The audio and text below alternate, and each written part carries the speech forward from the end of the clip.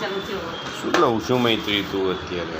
હા, શું લઉં છું? હા, ડુંગળી શેના માટે? ડુંગળીના ભજીયા બનાવવાના થશે હવે.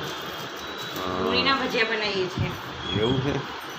પછી બટાકાના પિતાવાળાના ભજીયા બનાવીએ છીએ. તું શું કરું છું? અને મરચાના બનાવવાના ભજીયા. મરચા પેલા રીંગ ભજીયા અને દાબડા સ્પેશિયલી ખંભાતના સ્પેશિયલી દાબડા મસાલો તૈયાર કર્યો, મસાલો રેડી કર્યો છે એનો. બરોબર અને બટાકાની સ્લાઈસ પાડી દીધી છે. બરોબર. અને આ ચણાનો લોટ. વાહ વાહ આઈ જાઓ બધા ખાવા. આઈ જાઓ ખાવા. આમાં ખાવ ને ખવડાવો બધા. પિતાવાળા આ પણ આ દાબડા બનાવવાનો મસાલો છે. આ દાબડા બનાવવાનો મસાલો એમ. તમે બનાવો છો એ કેટલા જણ લગભગ ખાઈ શકશે? કેટલા જણ? 5 જણ છીએ. 5 પર્સન છીએ. કેટલા ગ્રામ લોટ લીધો છે? 500 ગ્રામ. 500 ગ્રામમાં આ બધા બધું? 100 ગ્રામ સમજો તોય થઈ જાય. બરોબર.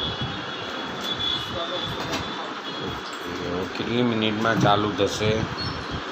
બસ હવે થાય એટલે તમને કહી દઈએ. બસ ઓકે. વાલા તે મસાલો ભરવાનો.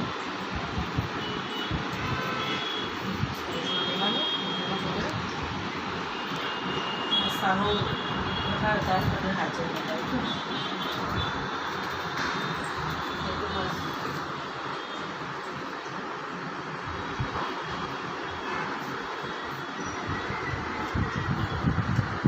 કેવી રીતે ભરું છું?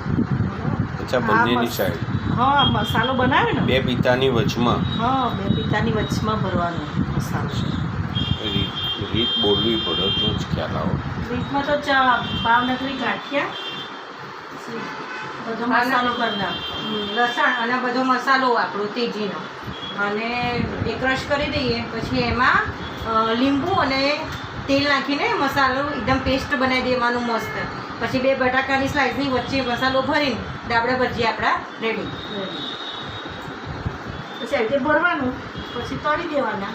ત્યાં ભરીને રાખવું જ ને. પછી ખાવું હોય ત્યારે તળી દેવાનું.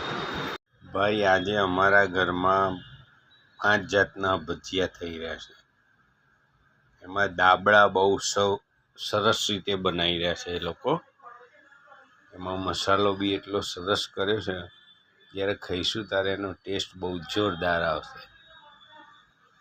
તો આપણે થોડી વારમાં જ રસોડામાં ગરમા ગરમ દાબડા તરાતા જોઈશું, ડીશમાં લઈશું અને પછી ભજીયાનો દાબડાનો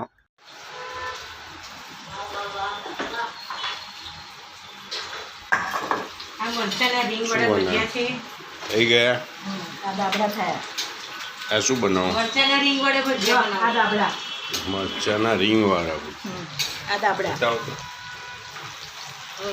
વાહ ભાઈ વાહ. અને આ દાબડા. દાબડા તૈયાર એમ.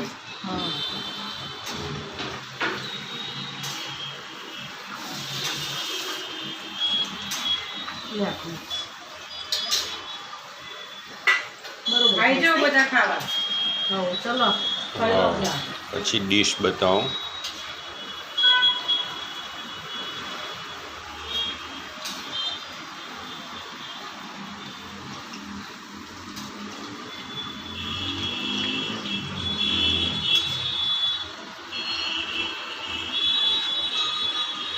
વાહ ભાઈ વાહ, મૈત્રીબેનના ભજીયા.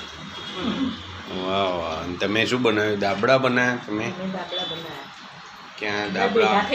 આ ભરેલા છે? આ દાબડા? આ દાબડા છે. આ બનાય નહીં. આ કયા છે?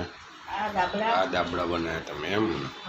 ચલો. ઓકે, ચલો ચલો ભાઈ જમવા. આજે દાબડા રીંગવાળા